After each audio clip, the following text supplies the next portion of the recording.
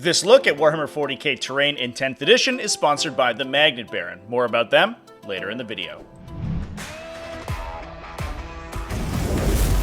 What's up, folks? Welcome back to TacticalTortoise. My name is Trevi, and we are diving back into the rules for 10th edition Warhammer 40k today with one of the maybe most convoluted and important sections of the rules. This is terrain. Now, Warhammer 40k as a lethal ranged focused game means that terrain, line of sight blocking, and using cover effectively are some of the most important pieces of technology that for you to learn in order to improve your games at 40k. In addition, the rules of 10th edition terrain are in some cases kind of needlessly convoluted. So I'm going to try to break down them for you in their entirety, and hopefully you can go to your next game of 10th edition 40k with a little bit more information on how the rules actually work. Now, one caveat I'd like to make about this topic before we dive right into it is that I'm going to be talking about the rules as they're written currently at the time of recording. There are some weird idiosyncrasies that could see changes in future erratas, and if they are changed, I'll either make an addendum to this video or a new version to this video, or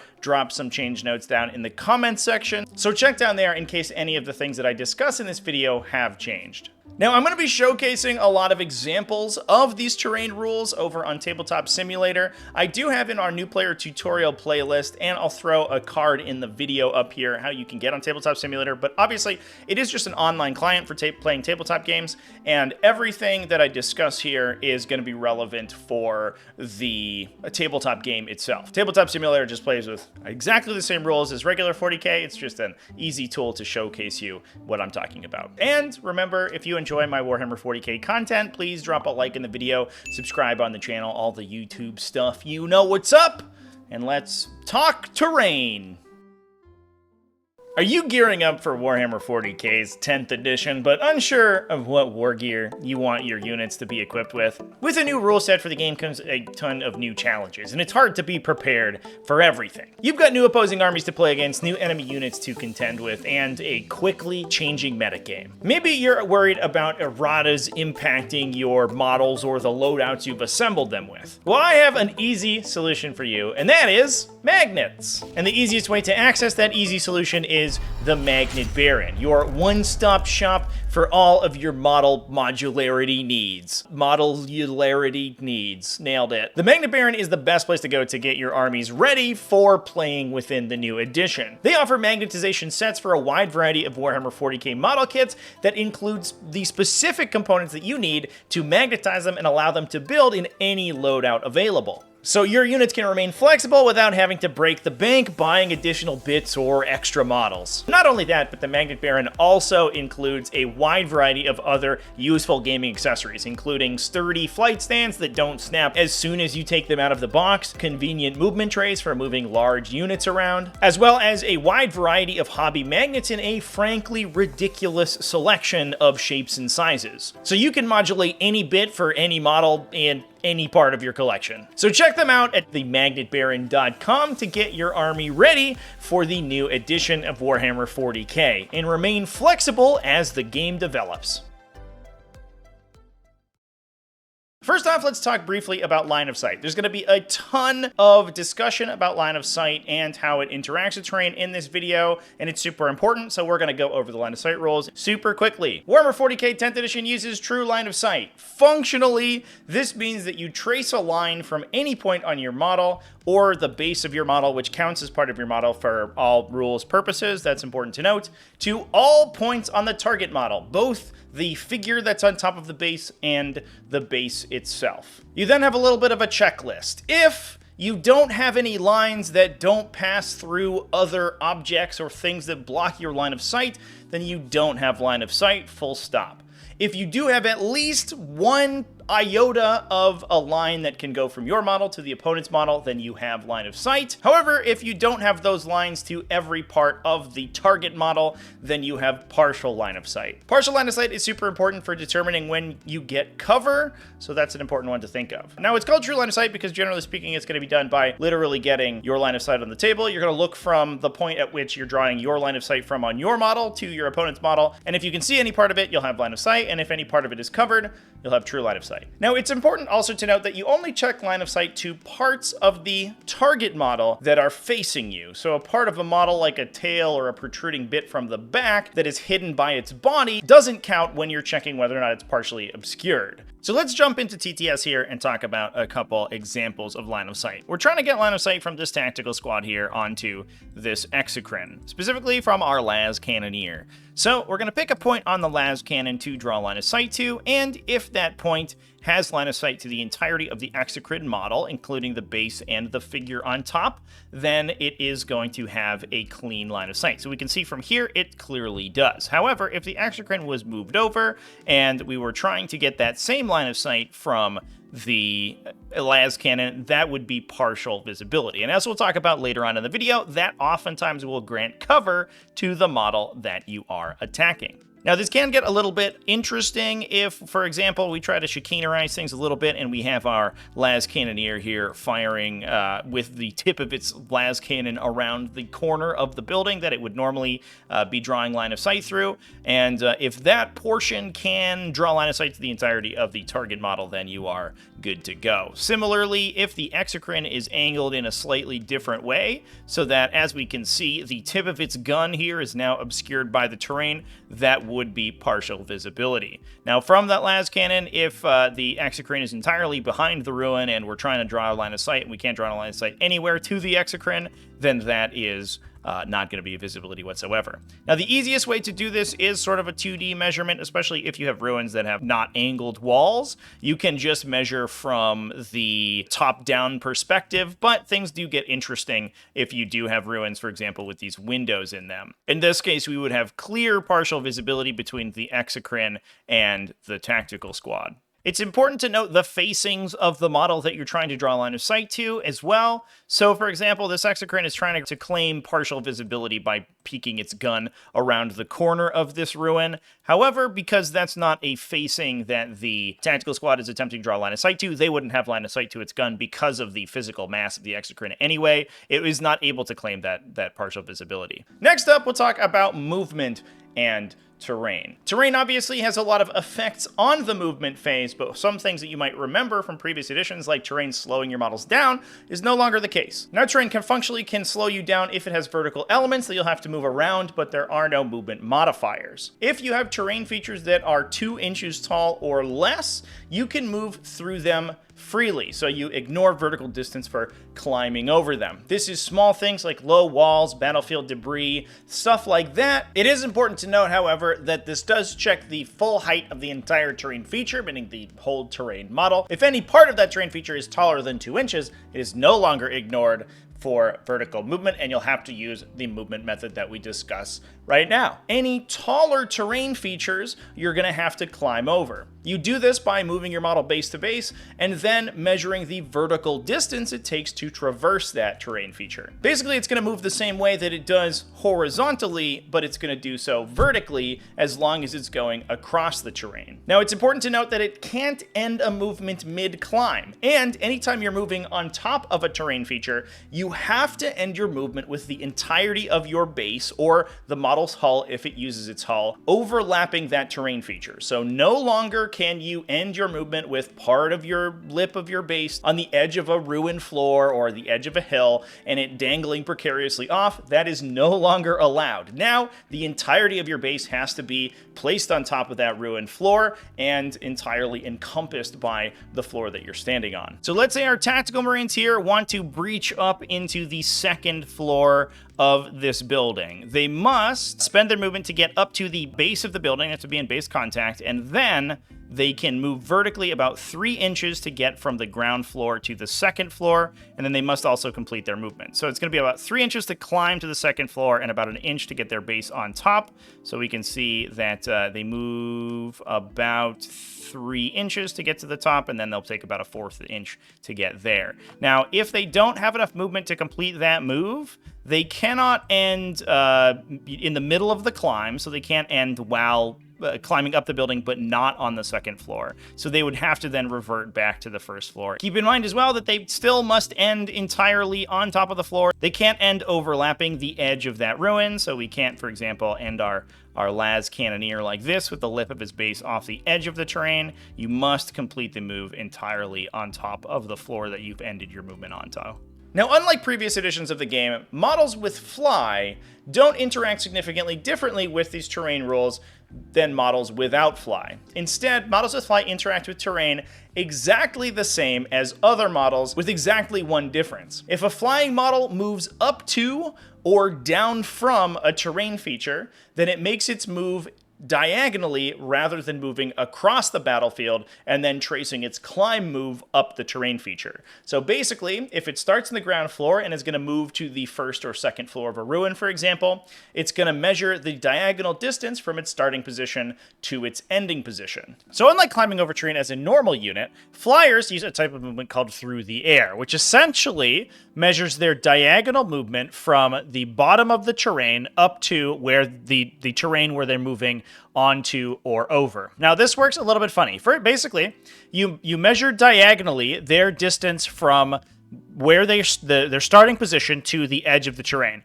Then you measure their distance moving across the terrain, then you move their distance down. So let's say, for example, this Demon Prince wants to fly over this building from one side of the building to another. He's going to move up to this point, basically as far as he can get up to the second floor of the building. So that's going to be about we'll call it about 5 inches to get to the top of the building right there. Then he's going to move directly forward. So he's going to move about another 2 inches directly forward from the edge of the building, closer to 3, I guess, from the edge of the ruin where he moved to where he is now. Then he's going to move so that his base moves off. So you're going to move another 2 or 3 inches or so to get your base off the building and then measure the diagonal distance down. Now, keep in mind that unless you are an infantry, you typically can't go through parts of the building. We're kind of fudging it a little bit here. So he would have to move over every part of that building in order to move down. But basically what this means is that you're using the diagonal movement from where you start on the ground to move up over the building, but you still have to move horizontally to move over the building. And importantly, you move up to the point of the terrain at which your base can fit through. So technically, in order to get around over top of this thing, because his base doesn't fit inside these windows, he's actually going to have to move all the way over the top of the terrain here on the top of this edge wall before moving all the way down. This means that functionally, units with fly can move over small terrain features by spending a little bit of movement. For example, if you're moving over something like this pillar here, that's not really going to impede your movement too much. You know, you might end up spending another inch or two moving up and down the pillar. But if you're moving over a building or something, it's going to take so much movement to move over the top of a building all the way down. That probably takes you 8 inches of movement up, 8 inches of movement over, and then 2 inches of movement to go horizontally. It will mean that you don't have enough movement to go over it. So sometimes you can hop a building with flying units, but oftentimes you're going to be stuck going around. So I would say 90% of the time, if you play with large ruins, you're just going to be going around them with your flying units. They're not going to have enough movement to go all the way over. Next up, we'll talk about the defensive benefits of terrain, gaining cover, and the benefits of cover thereof. Now, there are a lot of terrain features that give cover in different ways and interact with different units. And once we start talking about individual terrain feature types, I'll break down which ones give cover to what and in what varieties. But there's going to be some core concepts that I'll cover in this cover section. Pun not intended. So first off, what does cover actually do? If a model is benefiting from cover, each time the defending player, when they're taking saving throws on that unit, assigns a save to that model that has cover, they get +1 to their saving throw. There is, however, one exception. Cover, after AP is calculated, cannot improve a 3+ save to a 2+ save. So, for example, if you're a 3+ save being hit with an AP0 weapon, cover does not apply to you since you would be improving from a 3+ down to a 2+. However, if that weapon is AP1, cover would apply, and the +1 save from cover versus the -1 save from an AP1 weapon would basically cancel out. Now, this is a little bit confusing, and I've seen tons of people get this rule wrong, so I'll explain it a little bit further. Basically, the only way that this rule comes into play is the situation I discussed before, where you're a 3+ save benefiting from cover and get hit with an AP0 weapon, then cover doesn't apply. However, any other situation, you're functionally going to get the benefit of cover. Cover can improve a save to better than a 2+, but remember, when you're taking a saving throw, an unmodified roll of 1 always fails. So even if you functionally have a 1+ armor save, you're still going to fail on the roll of a 1. So a save never really gets better than a 2+. However, that additional save characteristic, just like we discussed with the 3+ save, will ignore the first point of AP, or at least counteract the effects of the first point of AP. So a 2+ save benefiting from cover, being hit by an AP1 weapon, the cover is going to counteract the first point of AP on that weapon, and you're going to still be saving on a 2+. If you get hit by an AP2 weapon, then you're functionally going to reduce their AP down to 1, and you're going to be saving on a 3+ instead. Now, while technically a 2+ save in cover versus an AP0 weapon doesn't get the benefits of cover, since a 3+ or better doesn't get improved by cover if hit by an AP0 attack, but because you're already saving on a 2+, it functionally doesn't matter whether or not you're a 1 or a 2, since those are functionally the same. You're still going to be succeeding on the roll of a 2+ either way. The cover doesn't actually matter in that case. Now, how do you get cover? Some terrain features will give cover when you're wholly within it, and some will give cover to units that are partially obscured by them. Unlike previous editions, cover can generally be applied, depending on the terrain feature, to any unit type. And especially this partially obscured role, you'll find that a lot of terrain features actually make use of. Which is why in the past I've said that in 10th edition, functionally every model always has cover all the time, and that's the reason. We'll talk about that a little bit more once we start discussing the terrain features as well. In the cases where a model gets cover by being obscured by terrain, it will gain the benefits of cover if it is partially visible or entirely blocked by the terrain feature from any model in the attacking unit. This means that no part of a defending model can be blocked by a cover-granting terrain feature from any model in the attacking unit. So if you have 10 Space Marines and one Space Marine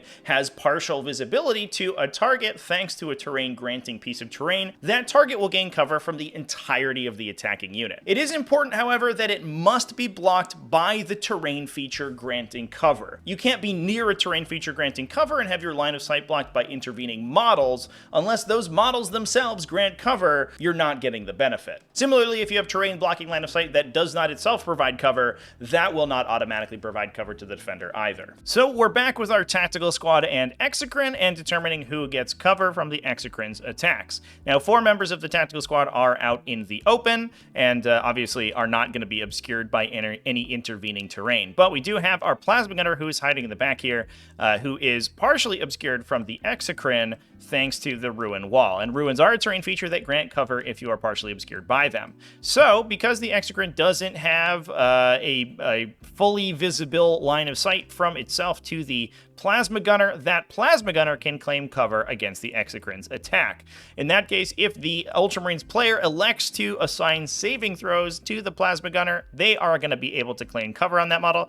But if that model fails to save and dies, then suddenly we determine cover to the remainder of the unit, and the remainder of the unit is not going to be in cover. They're going to take their save normally. Now let's consider the reverse situation. The tactical squad's in this weird kind of strange formation. Maybe they're trying to body block the exocrine or something, and attacking it with their ranged weapons. In this case, these 4 models have full visibility to the exocrine. However, in order for a model to claim cover thanks to partial visibility, the entirety of the attacking unit has to have full visibility to them. And our plasma gunner over here is partially behind this wall and clearly has only partial visibility to the exocrine. So in this case, the exocrine is actually going to be able to claim cover from the entirety of the attacking unit, despite the fact that most of their attacks are not actually firing from behind the ruin, only the plasma gunner is. That plasma gunner is actually granting the exocrine cover from the entire unit, because at least one of their models doesn't have line of sight to the entirety of the exocrine's model. Now I'll give another example that is probably going to come up pretty often in your games of 10th edition, and this is a prime example of why I say cover is extremely easy to claim in this edition.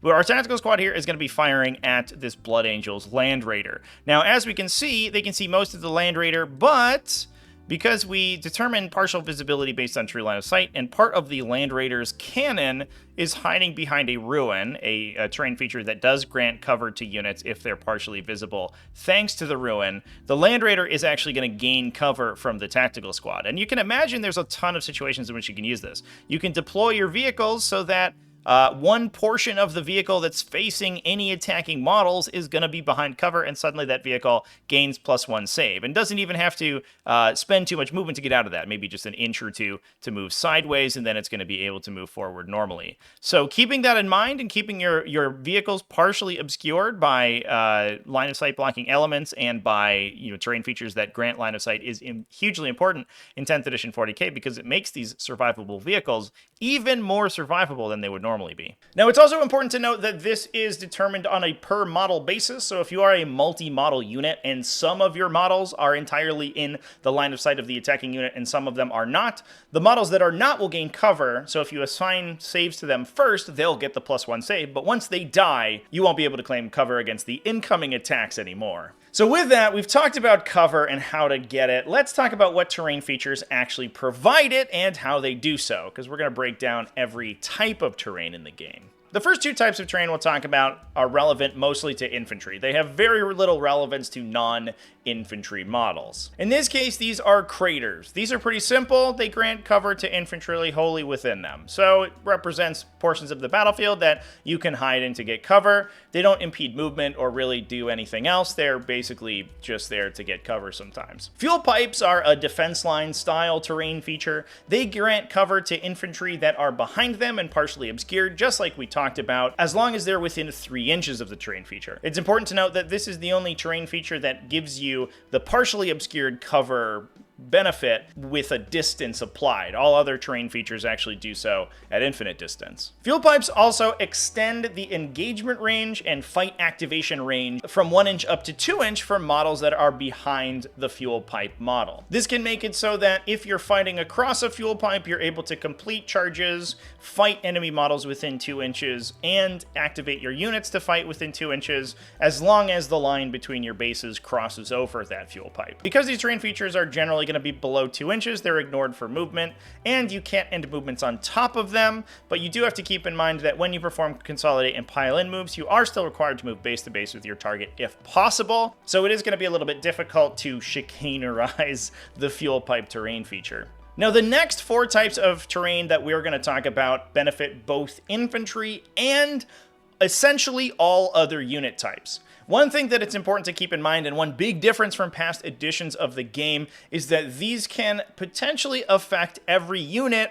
regardless of how ridiculous that sounds. So things like Imperial Knights, Warlord Titans, aircraft, all of those are eligible to gain cover or be affected by these terrain features in various ways. So it's important to keep in mind that that's a huge difference, especially if you're used to playing 9th edition. Battlefield debris is the simplest one. While you can climb over these, you can't end movements on top of them, and they grant cover to units partially obscured by them, as we talked about previously. Hills are pretty simple. They can be moved on top of. You can climb up them and end your movement on top of them, but keep in mind that you still have to end wholly on top of the terrain feature. You can't end with half your base hanging off. Hills can also have other terrain set on top of them, and they grant cover to models behind them and partially obscured by the terrain feature. One thing that's important to note here is that oftentimes, if a hill is tall enough, they will actually grant cover to models standing on top of them. If you are shorter than the hill, your line of sight is basically automatically going to pass through the hill to some part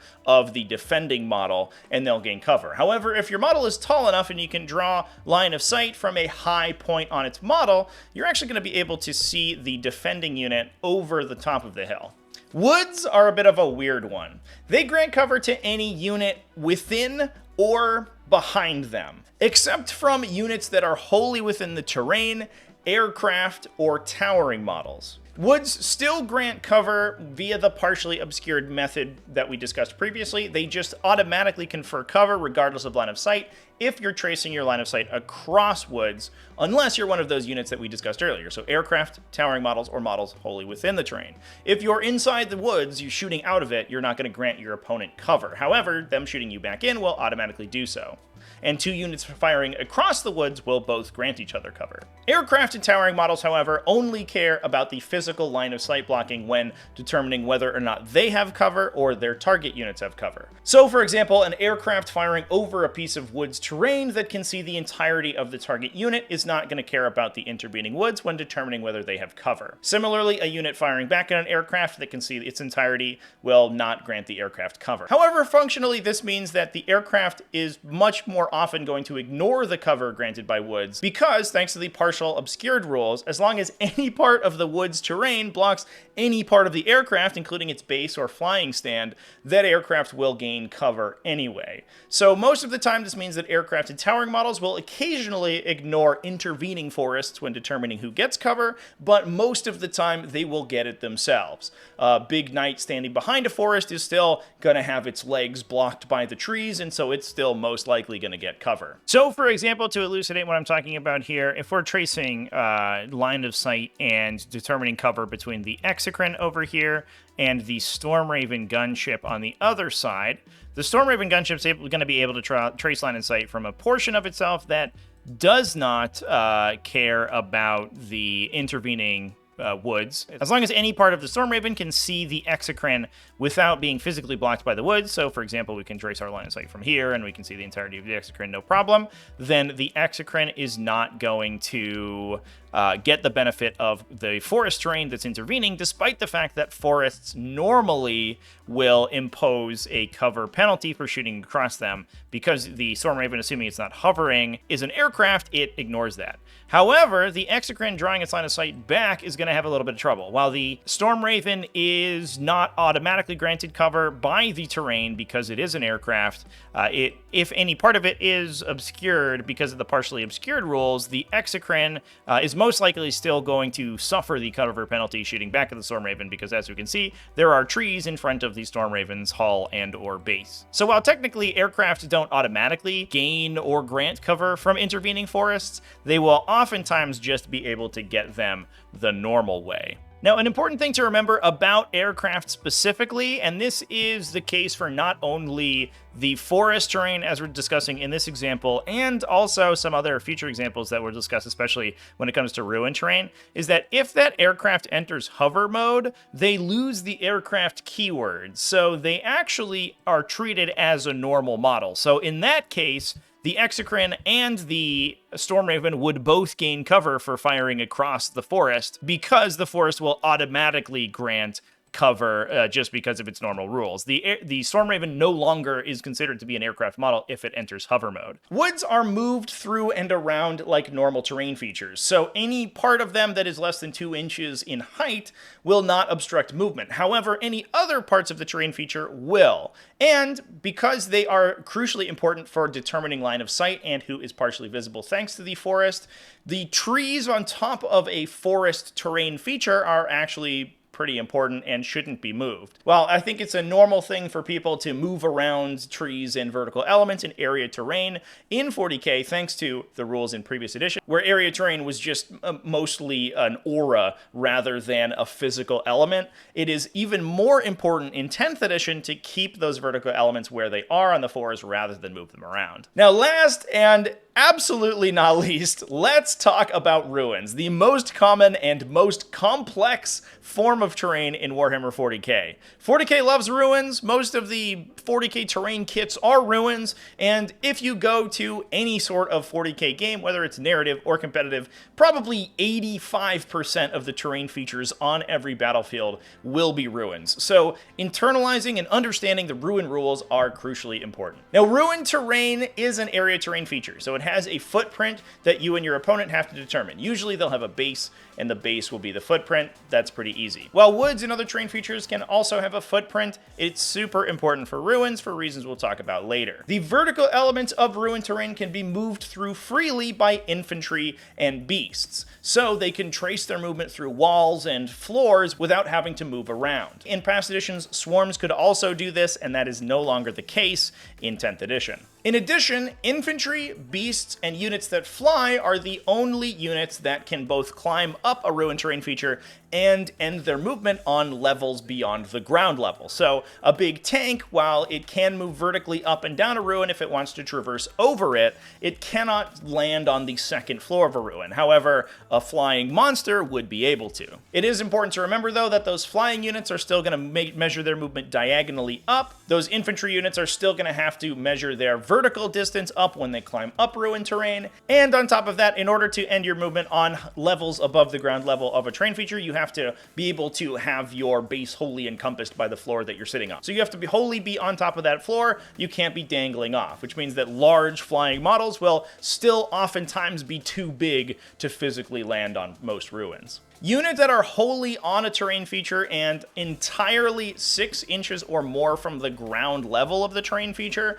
will get +1 AP on their ranged weapons when targeting enemies that are at the ground floor. Now, this is determined on a per model basis, so the models that are on those higher floors will get the benefit of that +1 AP as long as the entirety of the opposing unit is at the ground level. So if the target unit has a single model that is up on a higher level, you're not going to get that plunging fire benefit. In addition, if you have models that can't quite fit on those 6-inch or taller spaces, those models are not going to get the benefit of plunging fire. Ruins grant cover in a couple different ways. Models that are wholly on top of the ruin, wholly within the area of the ruin determined by its footprint, gain cover. Importantly, this is any type of model, not just infantry. So if you have a monster or vehicle that's entirely on the base of a particularly large ruined structure, they are going to get cover from any angle. In addition, ruins also give cover for partially obscured models, just like we talked about previously, and also like we talked about previously, this affects every kind of unit. So Imperial Knights, airplanes, Warlord Titans, Land Raiders, Bane Blades, if any of those are partially obscured by a ruin, they're going to get +1 save to incoming fire. Ruins also block line of sight in a pretty weird way, and this does have some carry-on effects alongside the partially obscured rules. If you remember the obscuring terrain keyword in 9th edition 40k, you're going to be familiar with a lot of these mechanics, but there are some crucial differences, so I'm going to break down the entirety of the rule. While ruin terrain still blocks line of sight normally, meaning that models never draw line of sight through the opaque elements of a terrain feature, the footprint or the base of the terrain still blocks line of sight in some additional circumstances, meaning that lines of sight that are trying to be drawn over top of that footprint are going to be blocked. Essentially, a unit that is not wholly within a ruin can never draw line of sight completely through it, meaning that while they can still see into its footprint, assuming that they have true line of sight, obviously you can't see through a physical wall, the footprint blocks line of sight to units outside it. This works differently than the obscuring rule in the past edition, since models partially within the terrain cannot see all the way through the terrain, but it can be seen since they're inside the footprint. So there is a potential that you have enemy models standing outside of a ruin that can see into the ruin to one of your models that is just touching the ruin. However, because the ruin is still blocking line of sight, since you're not wholly within it, your model cannot see them back. So let's break down the ruin line of sight rules. Now, we have a ruin intervening between our friend, the Exocrine, and the Tactical Marines. This means that the line of sight between them is going to be entirely blocked, since all of the lines of sight that could be traced between these two units crosses over the base or the footprint of the intervening terrain feature. These units can draw line of sight into the terrain feature, but not entirely through it. So if neither of them are on the terrain, they're not going to be able to draw line of sight. That said, however, things change if the Exocrine touches the terrain at all. In that case, because we do have windows in these walls, so the walls are not true line of sight blocking entirely, the tactical squad now has line of sight to the Exocrine, because the tactical squad can see into the footprint of the terrain, just not through it, and because the Exocrine is inside the footprint of the terrain, they can see the Exocrine. But where things get funky is that because the Exocrine is not wholly within the ruin area, it is not able to fire back at the Tactical Marines. It's not able to draw its line of sight back to them. In order to ignore the line of sight blocking characteristic of the ruin footprint, you have to be wholly within it. So the Exocrine would actually have to be here, with the entirety of its base overlapping the terrain in order to be able to draw line of sight to the tactical squad. Now, things get funky in situations when you're claiming cover while being partially obscured by the line of sight blocking elements of a ruin terrain feature. So in this case, our trusty tactical squad's trying to shoot at this demon prince, and the demon prince is trying to get cover from them to protect against their bolt guns. Now, in this case, it appears that the demon prince is entirely in true line of sight from every model in the tactical squad. We can see from every model in the tactical squad, we can see every part of the demon prince. However, the demon prince is partially behind the footprint of the ruined terrain, which means that any line of sight drawn between any part of any of the tactical marines and the demon prince itself is blocked by the edge of that ruin. So despite the fact that the demon prince's base is not behind the ruined terrain, and it itself is entirely within true line of sight, because this is kind of like an invisible force field that the Marines cannot see through, those portions of the Demon Prince are blocked. So it is actually going to be able to claim cover because it is only partially visible to the tactical squad and not fully visible. Now, it's always important to remember that ruins and terrain features, any terrain feature, in fact, will still block true line of sight. So even if we're discussing the ruin visibility, the Tactical Marine Squad is wholly within the area of this ruin here. So it is able to be seen and see through the ruin based on the ruin's obscuring characteristics. However, you still need true line of sight. So in this case, the Exocrine clearly cannot see the Tactical Squad, and the Tactical Squad can clearly not see the Exocrine. So despite the fact that the ruin's, line of sight blocking characteristics there would not apply, the true line of sight of the game still comes into play. Now, aircraft and towering models entirely ignore this rule. So they trace line of sight normally and have normal line of sight traced to them. This means that it's more difficult for them to gain cover from ruins, since the footprint of the ruin does not automatically block line of sight to them. However, they still can benefit from cover from ruins. So Titans that put their little toe behind the physical line of sight blocking wall of a ruin will still gain +1 save. And they can see over top of the footprint of a terrain feature as long as they have true line of sight from their model to the target's model. They ignore the footprint of enemy ruins that they're trying to see through. They'll still need true line of sight, however, so if a physical wall is between you and the opponent, then that will still block line of sight. So in this case, we have our poor Exocrine over here trying to hide from the big Imperial Knight. And unfortunately, because there are windows within this piece of ruin terrain, despite the fact that ruin terrain normally blocks line of sight thanks to the ruin rules, because the Knight has the towering keyword, it actually ignores that line of sight blocking element. So as long as it can find itself a line of sight, which it sure frickin' can onto the Exocrine through those windows, it is going to be able to trace its line of sight. This also becomes much easier to determine if the Valiant is up sort of close and personal. In this case, the Exocrine would be covered if the Knight was not towering keyworded, but because the Knight can trace its line of sight over the top of the ruin over there, it can actually see the Exocrine. Now, the reverse is also true for these towering models. You can also see them through terrain as well, so it is difficult for them to hide away from enemies, assuming that they are not physically line of sight blocked, like, for example, if the Knight was hiding behind this huge wall, although that might not even cover it because it is so big. The cover rules will still come into play. The Knights just ignore the visibility rules that ruins have. They don't ignore their cover rules. So as long as the ruins physical line of sight blocking elements, the actual pieces of the model on top of the footprint, block the Knight's line of sight to the target is going to gain cover, and vice versa. So for example, if this Knight is standing behind this wall, part of it is behind the base of the wall there, this Exocrine, despite the fact that it appears to have mostly line of sight to the Knight, is going to be able to shoot it without cover. However, the Knight cannot claim cover if, for example, the only part of it that is being line of sight blocked would be the part that is line of sight blocked because of the ruin. Because that ruin is not treated as line of sight blocking to the Knight, the Exocrine is actually going to be able to trace its line of sight to it in its entirety. Just measure from sort of its gun or wherever and see the entirety of the Knight model without any part of that ruin intervening, so it would not gain cover in that situation. And with that, those are all of the terrain rules in 10th edition 40k. I know this video is a lot, but I sincerely hope that it and the examples that I've given you have elucidated it in some way. Honestly, I think the terrain rules are a bit of a miss in 10th edition 40k. The line of sight rules and the way cover works is a little egregious. Unfortunately, while 9th edition did a lot to make the terrain rules of 40k simpler, 10th edition's kind of going the other direction, but it is what it is.